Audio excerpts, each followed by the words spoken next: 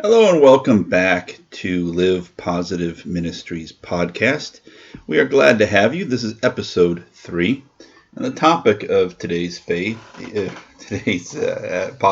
I should say, is dangerous faith and how the inflexibility of religion is killing God.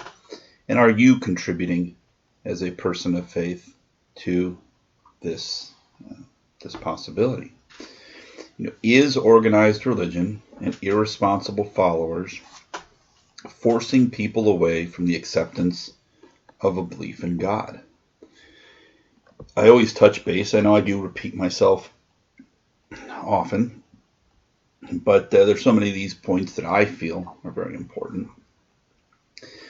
But the premise is that since the dawn of man, we have looked to the heavens and within ourselves, trying to find meaning. Why are we here? How did it all happen? Is it by chance? Or are we the product of intelligent design? For those of us who believe in God, we created religions in order to try to understand our Creator and give guidance to others in order to help them find their way through life and hopefully a path to the life hereafter. As we face the inevitability of our own death, we look to God for comfort and guidance.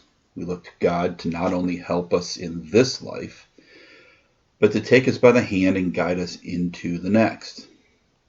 As we've discussed previously, each of these religions that we've created tell us that in order to win the favor of God and to find a place in heaven, or whatever you view as what's after this life,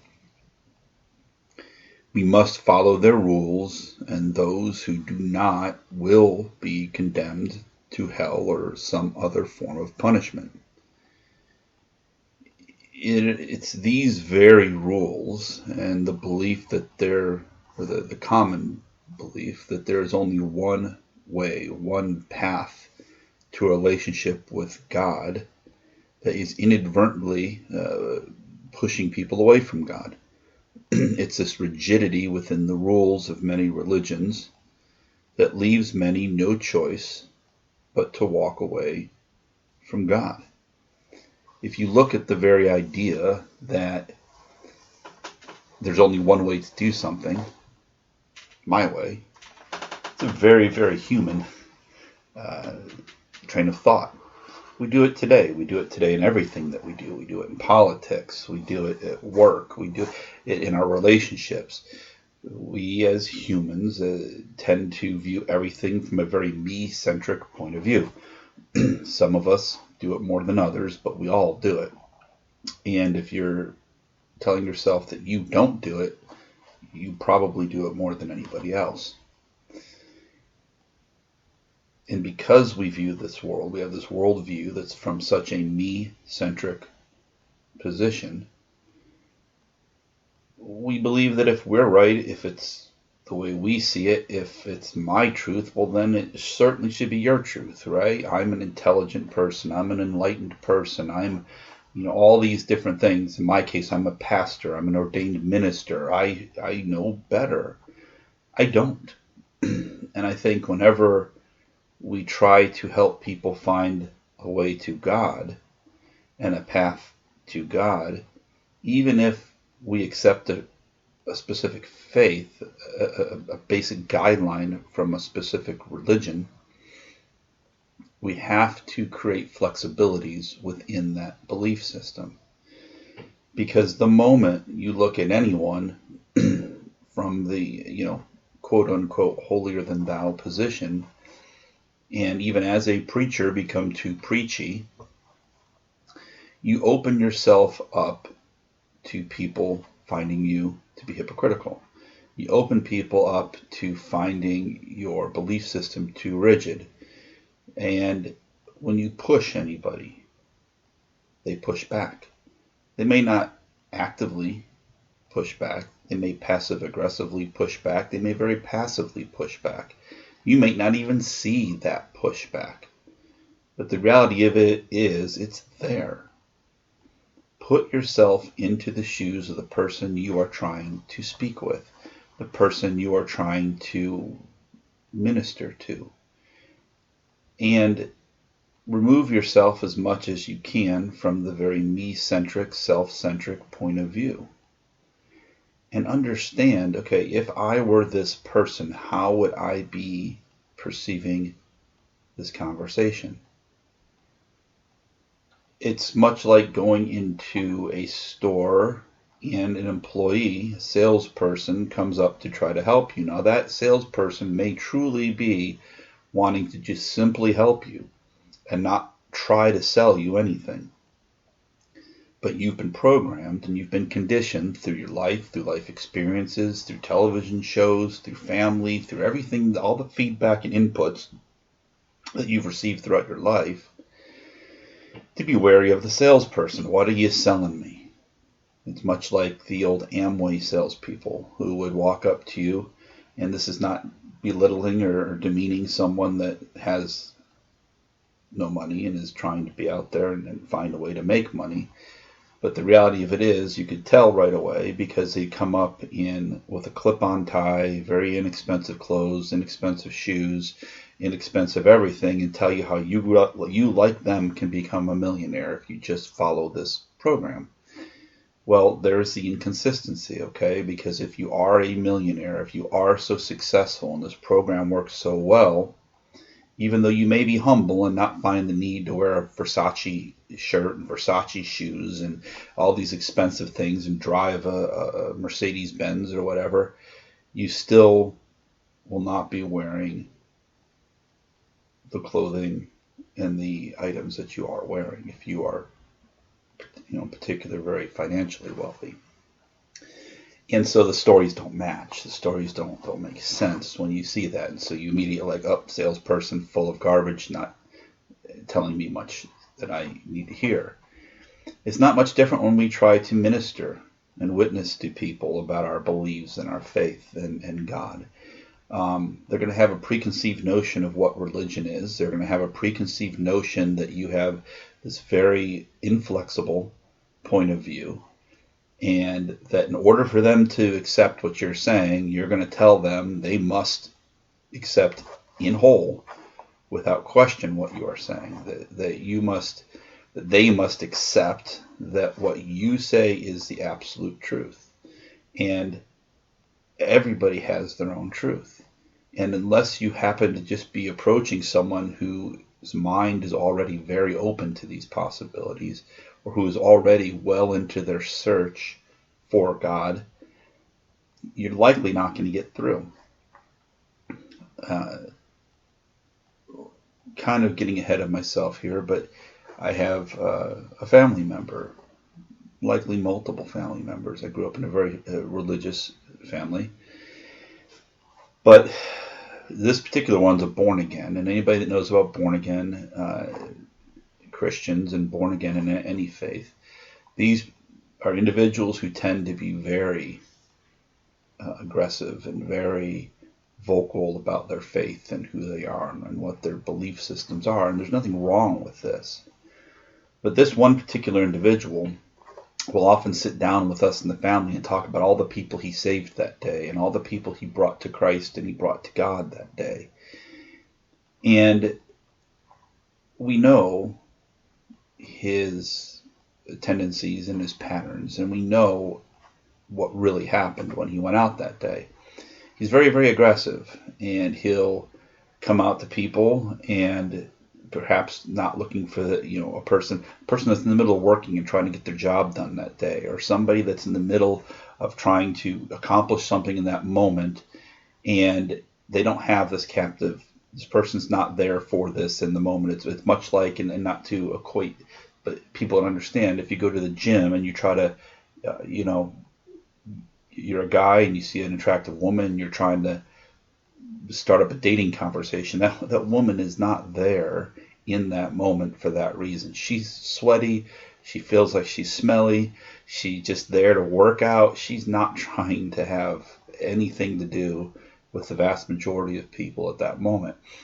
She just wants to do what she's there to do and get out. And if she shows any interest in you in that moment, it's just to hopefully shut you up and move on so she can get back to her workout. So what happens in these individuals, and this particular family member in general, is he will go up to them and very insistently force a conversation. Very insistently, in the way he presents this, is he will tell them, have you found God? If you haven't found God, you need to find God in this way, and this is what you need to do. And you have to understand, if you're not in church by this Sunday, your soul is at risk. And, these very dark, if you don't do this, you could be condemned to hell. And the only way to do this is, look at me, I know how it needs to be done. And, a lot of people will tell him, oh, okay, yeah, great, thanks, yeah, good to go, and then when he walks away, their real feeling is, wow, what a whack job. Okay, so he's walking away and telling all these people for his own. It's much like the virtue signaling that you see people do today so regularly, where it's not about you actually bringing someone to God. It's about you feeling better about yourself and you thinking, being able to tell people, look how godly I am, look how wonderful I am, because look what I did, and I saved all these people. In reality, you just reinforced what that person and many other people often think, is that, oh, these religious zealots, these God-crazy people, what a bunch of whack jobs. And you have taken one more step towards killing God. It's death by a million cuts. You gave another paper cut. You gave another cut, and it's slowly bleeding the life of God out of people. And so you can walk away and you can feel like you've done something great and you feel wonderful about yourself, much like the virtue signaling people that go and videotape themselves helping a person and saying, oh, look how good of a person I am. Look, everybody, look what I did. And sure, they did help a person, but they didn't help that person out of the goodness of their heart. They helped that person to get views on their video. They helped that person, to make a little bit of money. And in the end, they probably could care less about that person. That video could have shut off, and the person could ask for additional help, and they wouldn't help them. You know what I mean? You really haven't. Your purpose and your reasoning wasn't correct. And like many people will say, well, if you were really doing this for the sake of helping people, just help them. Don't come and do the whole look at me thing. Look what I did. And that's one of many ways that I think the faithful, now again, this family member that does this, I do truly believe he loves God. I do truly believe that, he wants to do these things. He wants to bring people to God, but the way he goes about doing it is not helpful. And he does it with a very strict rigidity, which is the best way to describe one of these conversations, again, without actually having been there, is when I went to a Christian school, a Lutheran school, when I was a child. And I'm going to change names, but let's say Mrs. Jones. Okay, I was in Mrs. Jones' class. And this was at a very young age. I questioned things back then, and I often got sent to the pastor's office.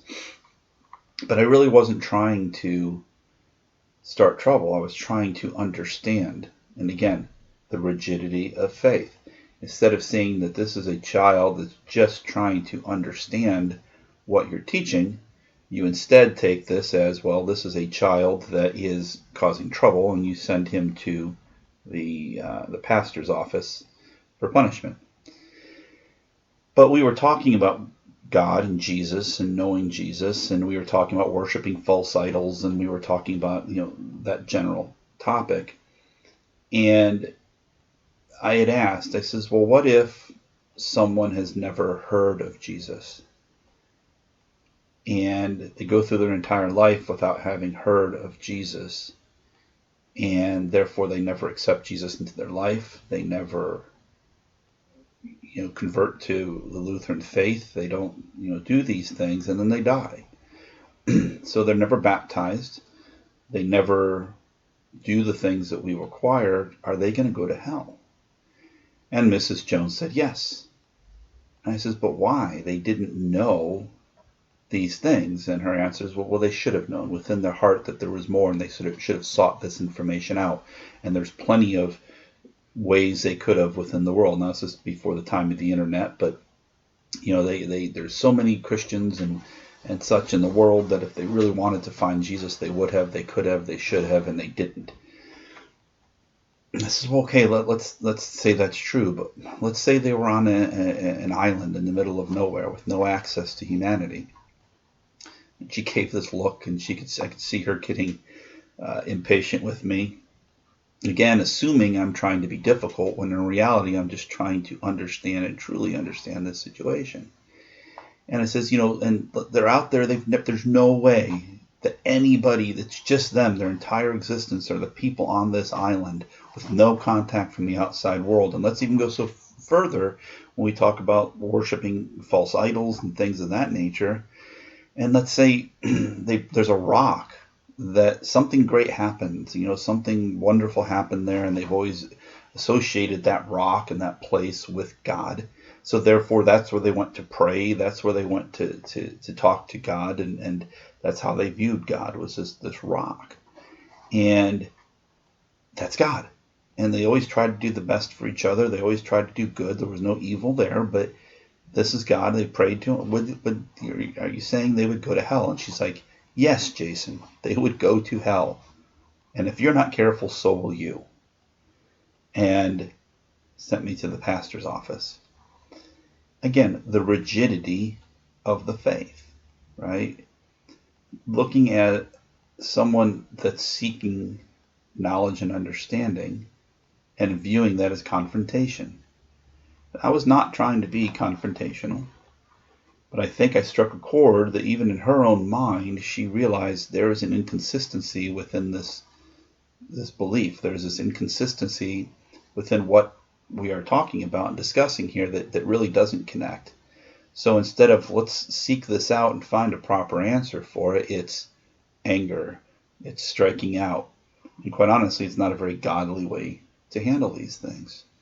The appropriate way would have been to discuss this and say, well, that's a really good point.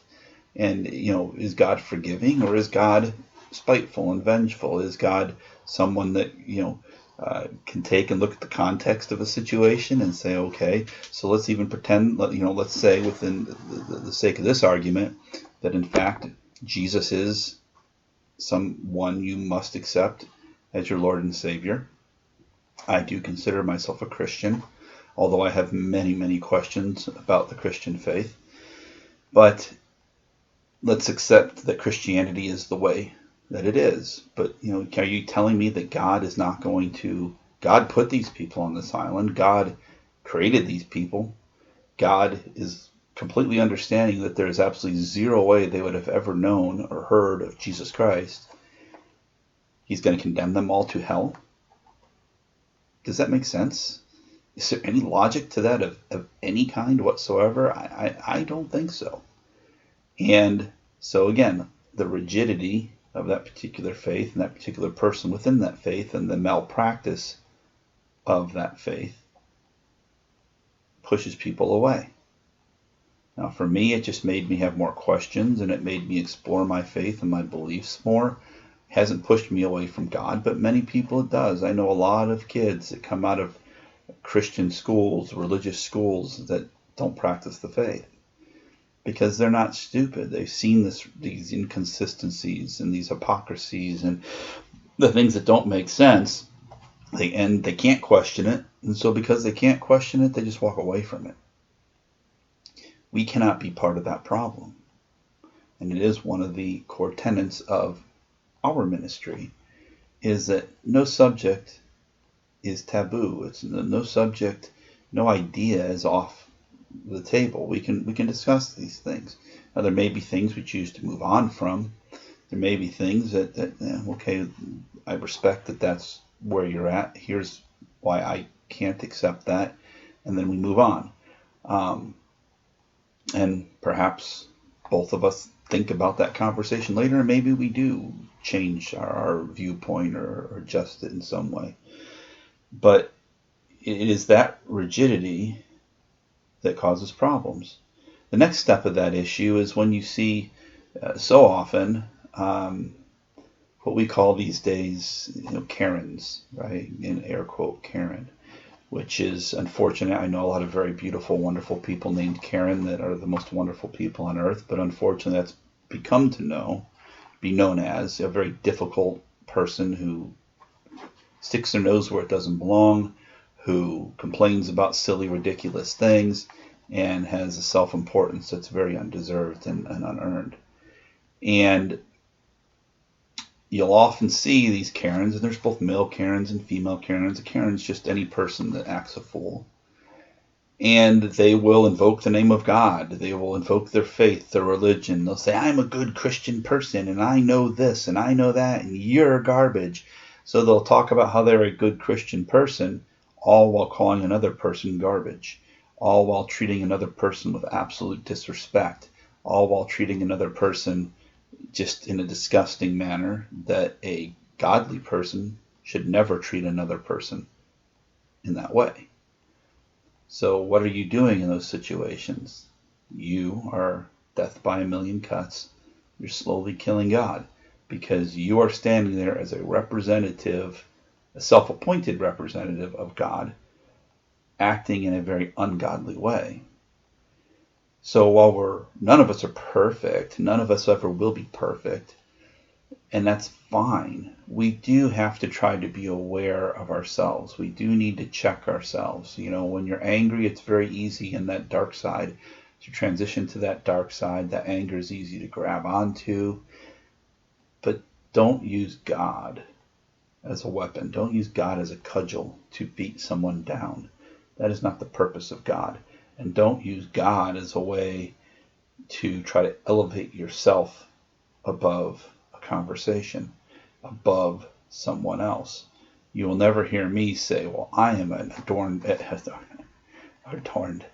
ordained minister. I am a pastor, and therefore I know. No.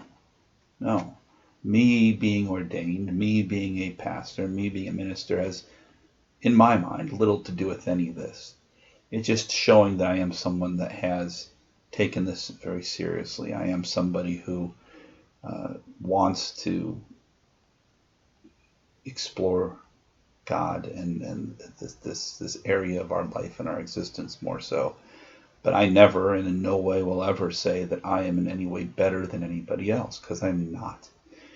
Matter of fact, I think it's very important for any of us who wish to minister to others to make it very clear that we in no way feel that we are above anybody, that we in no way feel that we have all the answers. Here is our truth as we see it. Here is the guiding light and the path that we have chosen, and we wish to share this with you. And we wish to help you find your own path, whatever that may be. Your path, you may walk the same path as I do.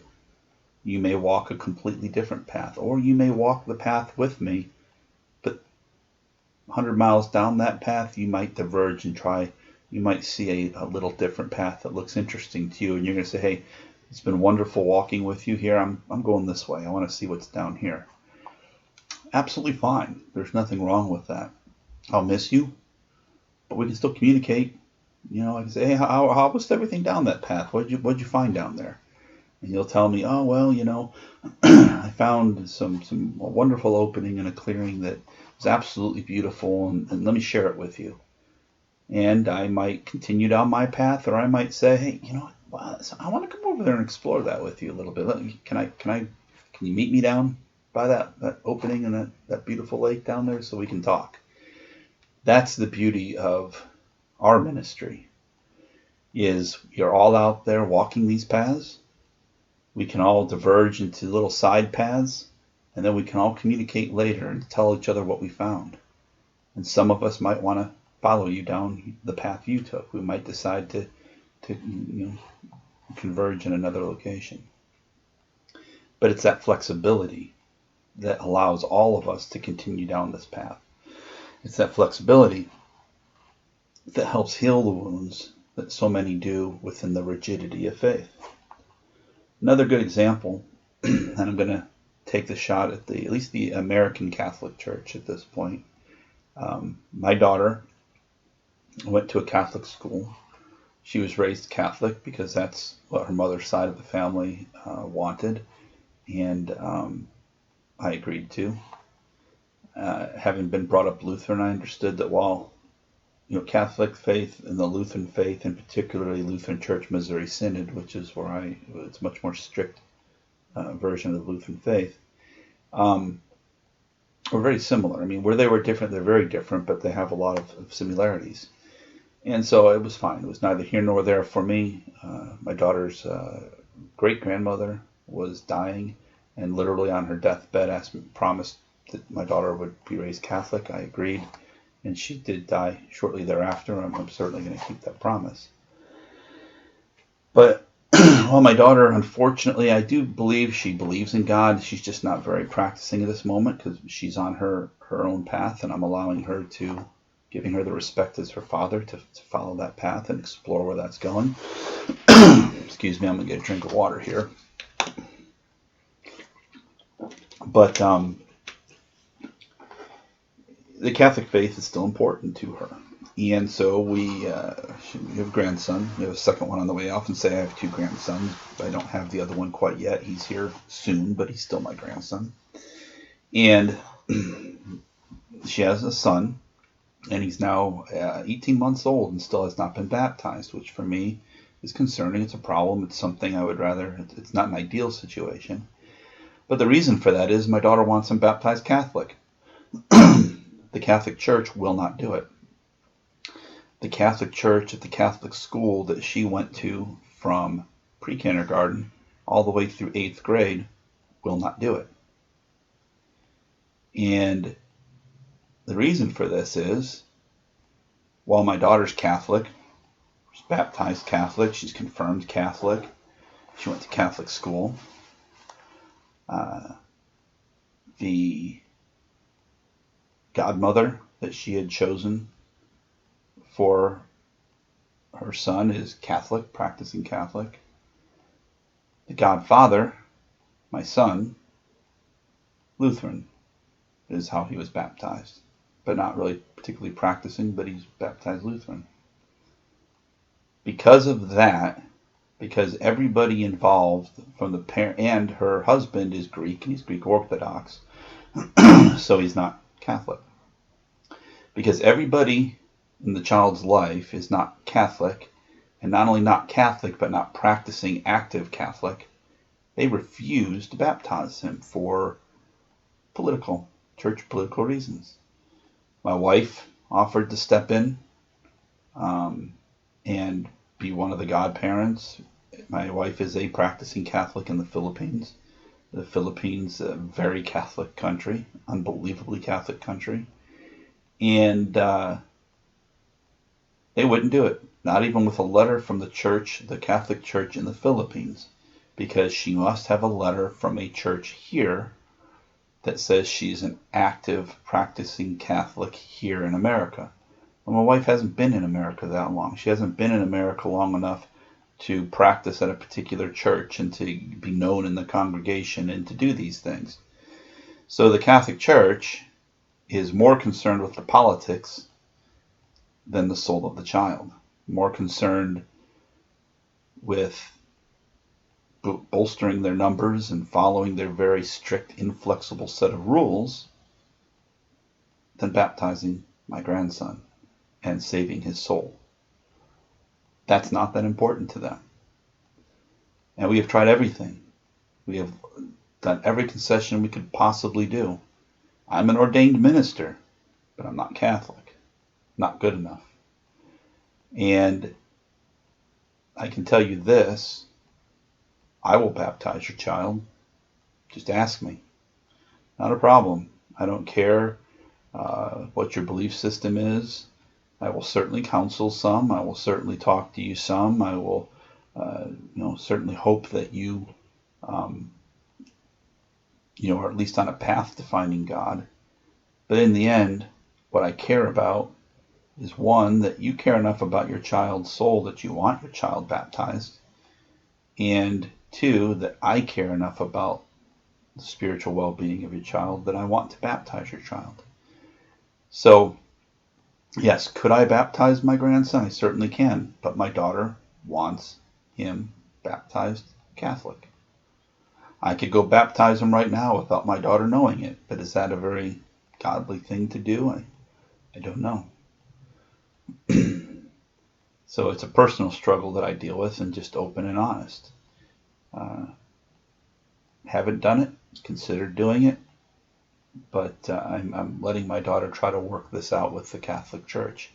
But he's 18 months now, and we've been trying for 14 of those 18 months to make this happen, and the Catholic Church refuses. That is the rigidity and flexibility of faith. That is saying that our church politics matter much more than the well-being of our congregation and the well-being of humanity. So it is a problem that I have, and it's one of the reasons why I am a non-denominational ministry. It's one of the many reasons why I feel it's so important that we allow people. And again, I have nothing wrong with the Catholic faith. My wife is a practicing Catholic. We have on her dresser, she has a statue, a Santa Nino statue. She has a Virgin Mary statue. She has a rosary. She does her prayers regularly. She does her blessings every day, every night. And I have no problem with that. She also understands that I'm not Catholic, nor will I be. There's many things within the Catholic faith that I love and I respect. There's many things I don't. And we all must find our own way. Another problem that we have, especially in the modern world today, and it goes back to my assertion and that I've always had, that religion is created by man. Okay, these are rules of man, sometimes created with good intention to give people a guidepost and a path to follow towards God. Sometimes it was done to gain control and power. And oftentimes it was done with ignorance of the reality of life. And one of those ways is when it comes to the gay and lesbian community. I know that the gay and lesbian community has been expanded into many other things, and I'm not trying to diminish or demean any of that in any way, but it is, for me, a little hard as an older guy to keep track of all of it. But let's, for the purpose of arguments, let's say the gay and lesbian community. Many people within faith, and have read from Scripture, and they will often say that that's an abomination, that is something to be condemned, that homosexual sex is, evil in some way. And what we have to understand is, well, for society in general, or for someone who's heterosexual, and for anyone who's been brought up in an organized faith, there is a lot of training, there's a lot of indoctrination, there's a lot of things you have learned that make you very uncomfortable with homosexuality. Because we are always uncomfortable with things that you don't understand, right? So if you are heterosexual, there's nothing wrong with it being very difficult for you to understand how a man can be attracted to a man or a woman can be attracted to a woman. It's okay to be uncomfortable with that. What's not okay is to vilify, condemn, and belittle people who are different from you.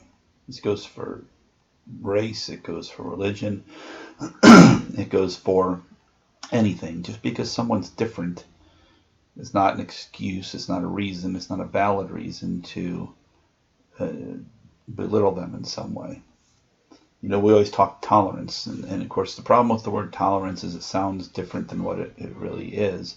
You say, I'm tolerating you, I'll put up with you.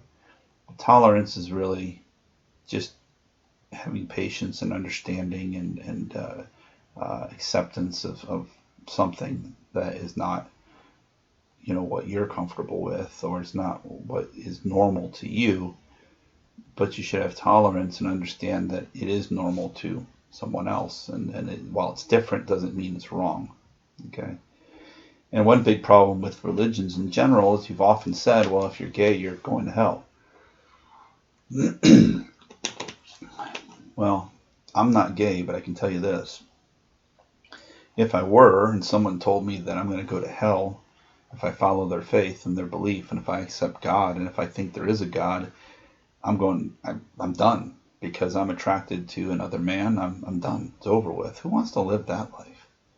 Who wants to live the life with a guillotine always hanging over your neck, and you know it's going to drop at any moment, and there's nothing you can do about that? Why would we do that? Why would we tell people that they were born as they are into this world simply to go to hell, simply to be condemned for being who they are? And again, it's a problem of humanity, right? Because many of the people that started this belief and wrote these beliefs and put these things down would look at a man, and even for me, right? I have gay family members who I absolutely love and adore. I've had gay friends that are good people, but am I ever comfortable when I see them kiss? No, I'm not comfortable. It's like they're probably not comfortable when they see my wife and I kiss. It's just weird to them. It doesn't, they don't understand it. I don't understand it. So yeah, you're not comfortable with some of these things. But instead of just saying, oh, okay, that's just not for me, just like my wife's Asian. Not everybody's attracted to Asians. So there are people out there, well, I look at my wife as the most beautiful woman on this earth. They might look and say, oh, why is he into her? Or why is she into him? Well, they don't have to understand. It's my life. This is who I love. This is who I'm attracted. She loves me, is attracted to me. That's all that matters.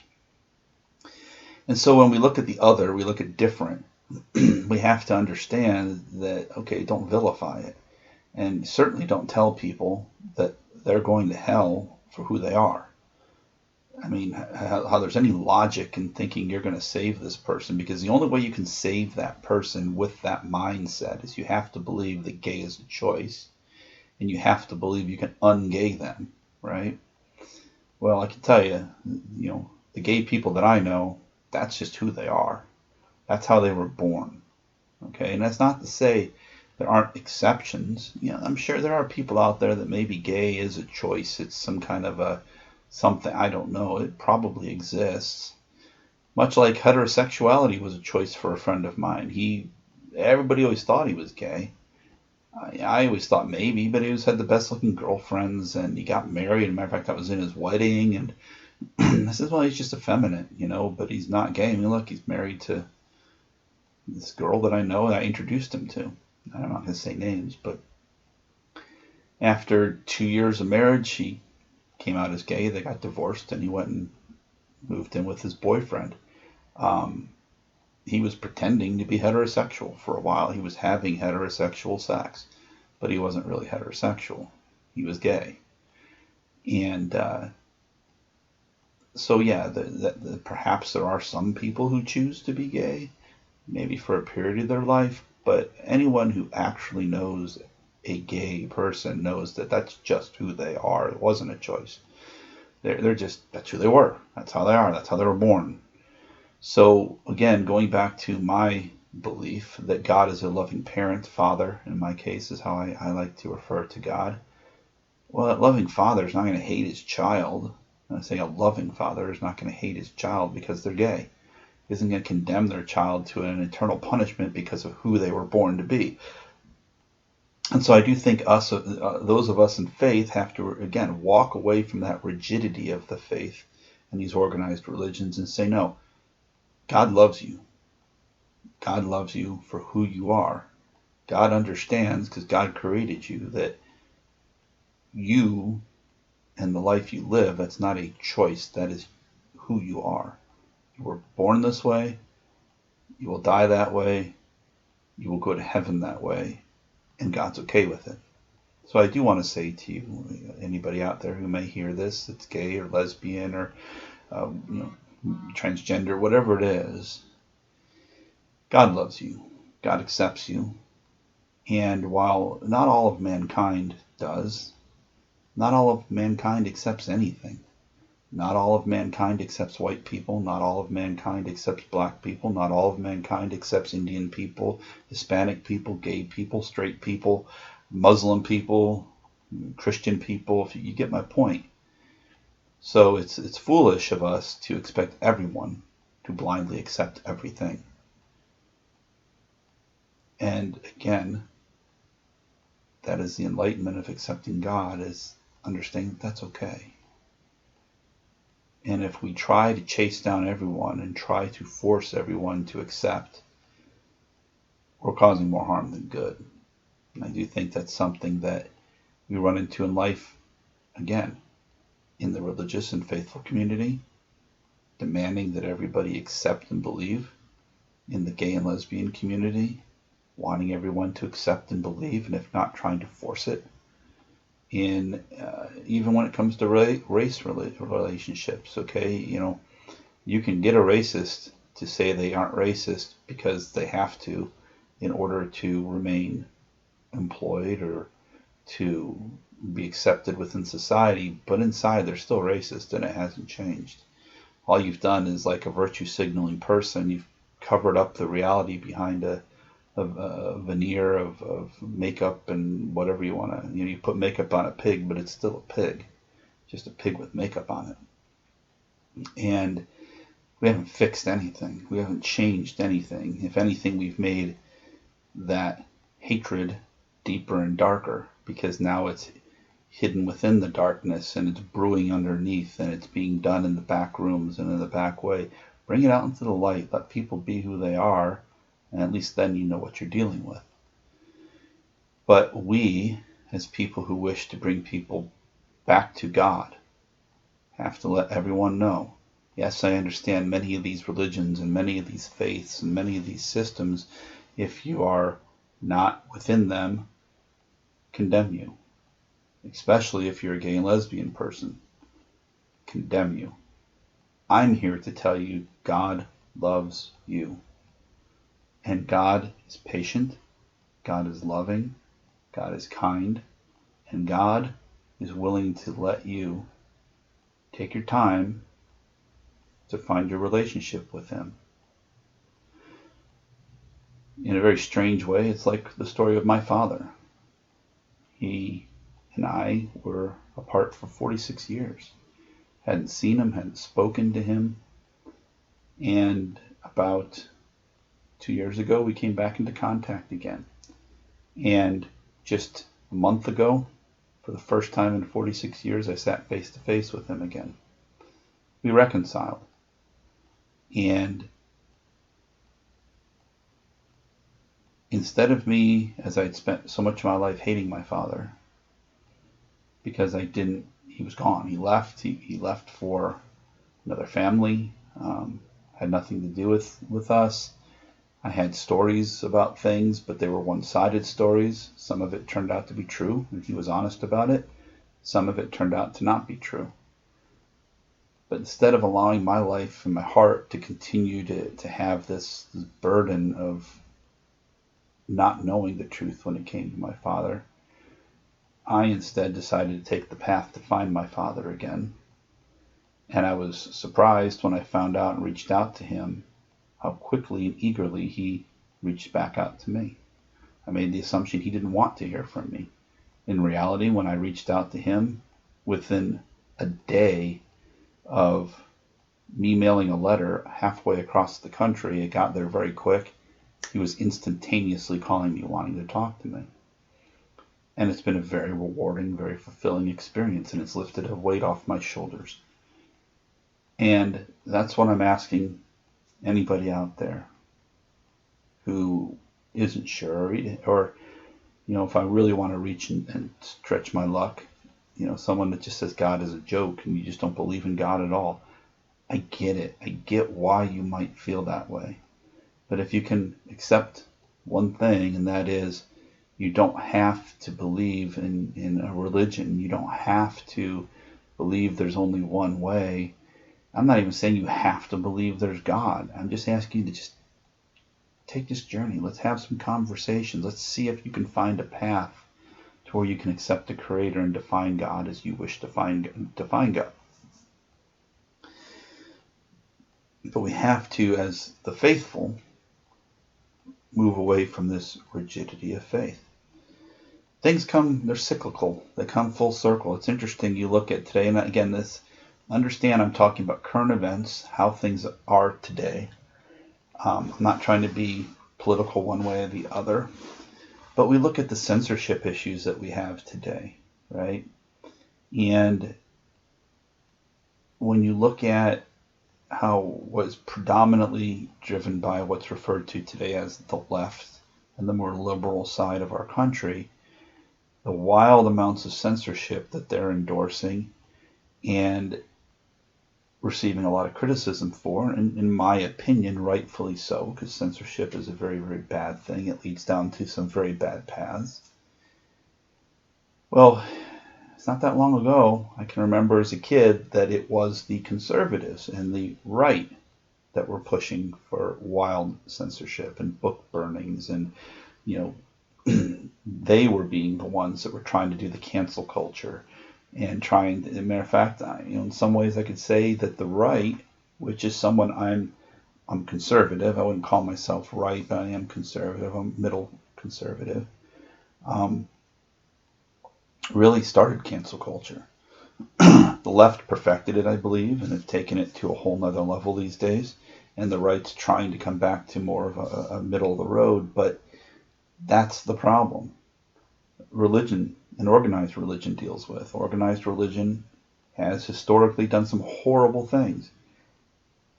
It's done much more good, but we don't remember the good so much. We see the horrors, we see the bad things, and then our enemies and the enemies of God and the people who truly just don't want God to be accepted in this world, well, they have all the ammunition they need by going back and just looking at history.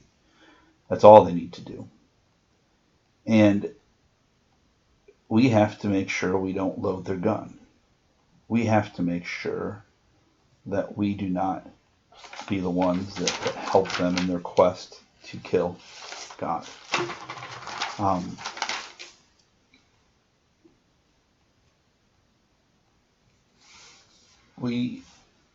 I ask you, if you go out today, and if you have the opportunity to talk to someone about God, do so.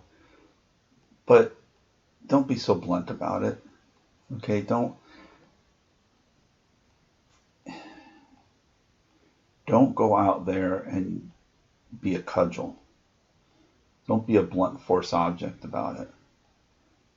If there's an opportunity that arises to have a discussion with someone, approach it with, well, what are your thoughts about it? How do you feel about, if you're comfortable with having this? And I respect if you aren't comfortable. But how do you view God? It's confusing sometimes, isn't it? I'd love to hear somebody else's point of view. Let them start telling, and then you feed off of that, and then you put in some of your ideas and your thoughts, and have that conversation.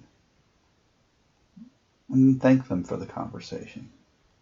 And if you are not currently someone that's 100% sold on the idea of God, we'll have the conversation with someone like myself. Tell me what your concerns are. Let me share with you what my thoughts are, and know that you're not going to be judged. Let's just talk about it. You might change my path. My path has changed many times in my 52 years. Many, many times. And it's an ever-evolving path. As you walk down any journey and you're going down any road, there are many exits, there are many side trails, there are many things that, wow, that looks really cool over there, let's go that way. And you go that way. Once you get over there, you might realize it's not that great over there, and you'll come back onto the original path, but at least you went and looked. At least you explored. So let's do this journey together. Let's go and take a look. See what's out there. And let's have these conversations. I really do hope you get something from this. I do want to let everybody know that you can reach out to me anytime at livepositiveministries@gmail.com. I'd love to hear from you. and have conversations that will be on. I have obviously my blogger spot that I'm putting up. There'll be a link to that on my Podbean. I have my Podbean podcasting. I have my blogger spot blog. I am starting a Patreon to help me continue this ministry and to help pay the expenses, because again, Podbean, to do the podcasting sites and to do all this, there is expenses to doing these things, and any help there is always appreciated. And I will get more information up there. Now, right now, if you want my a link to my podcasting site, or you want a link to my blog site, just email me, livepositiveministries@gmail.com, and I'll be happy to get those out to you. Please share my content with people. I will be creating a YouTube to try to get that out there. I'll be creating a Rumble site. I'm going to try to get out there as much as I possibly can to help spread this ministry. But like any ministry, we've got to have help, and I do need your help to spread this word and to get our congregation together so that we can go out and together help one another, help others. And as I always say, there's not one path to following and finding God. There are many paths. All I ask is you please choose a path and take that first step. Okay, this is Pastor Jason. I thank you very much for joining us today, and I always look forward to seeing you again. Take care, be safe, and God bless.